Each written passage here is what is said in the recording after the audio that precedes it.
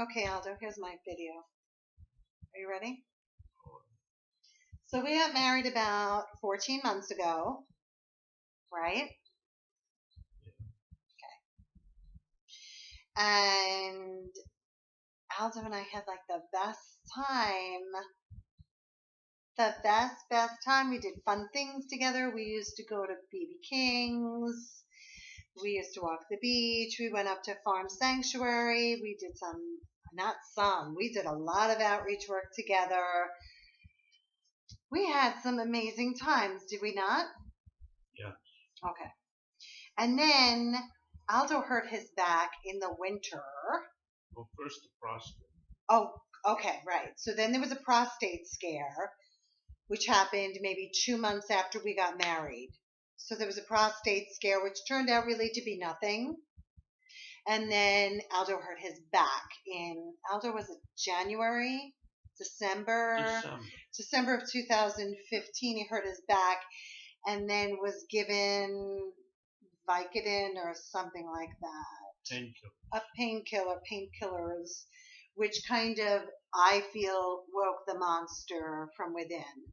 So Aldo was in recovery, and by him taking this, whatever, Vicodin or whatever it was, it seemed to wake the monster, and it kind of started a ball rolling that I think I was completely unprepared for and uninformed on and uneducated about completely. And it kind of started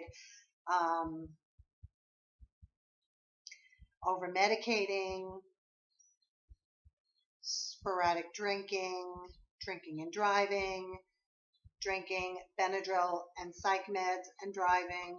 So it kind of started this vicious cycle that has that landed Aldo in a number of different psych facilities and in a rehab. So the past 4 months have been very rough, starting in April of 2016. So it was something that I was completely unprepared for and uneducated on, really and truly. And yeah, I feel totally unprepared for this. The excessive sleeping is a huge thing. He's sleeping like 20 hours a day. You know, we're trying to get Aldo into an outpatient and intensive outpatient program through Catholic Charities. And Aldo, as I said in my previous video, is now looking into electric shock therapy, which from what we're learning together seems to be definitely, what would you say? Do you want to finish that sentence, Aldo? Definitely a good idea. Definitely a good idea. I have to agree with him on that. I was totally uninformed about that also, but as we did our research and we spoke with others who had it, they claimed that they had great relief. It was not a forever relief. It was not a forever solution. You know, some of them had to go back for maintenance, but it seemed like something that Aldo was willing to consider, and he is pursuing that now.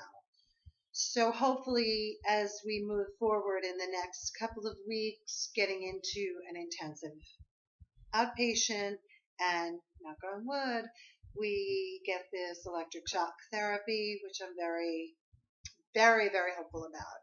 That we can get our lives back on track. Aldo can gain an identity of his own away from the stigma of mental illness. I think he can do that. I think he can definitely reinvent himself as someone who can assimilate and function in society in a beautiful manner, Yes. right? And someone who has his own voice and who can defend himself and own his own rights as a human, which is really, really important. And we all have those rights and we all need to use them. So that being said, that's all I have to say on this topic, and I am hopeful. And it's been a rough 4 months. It's been a rough 4 months on Aldo, and it's been a rough 4 months on me and my children. But Tomorrow's a new day, right? Yes. Feel free to chronicle along with me or share in the dialogue. Would like to hear other people's ideas and frustrations, and boy, am I frustrated, and philosophies. I love tips. I love any information that may help me in this journey, In this recovery journey. along with Aldo, how to best, I don't want to use the term handle him, but how to best work cohesively with him as a team. And it's very hard, very, very hard when you have someone who doesn't really want to participate in the game of life. Anyway, that's it. Thank you. Must I bye? Bye-bye.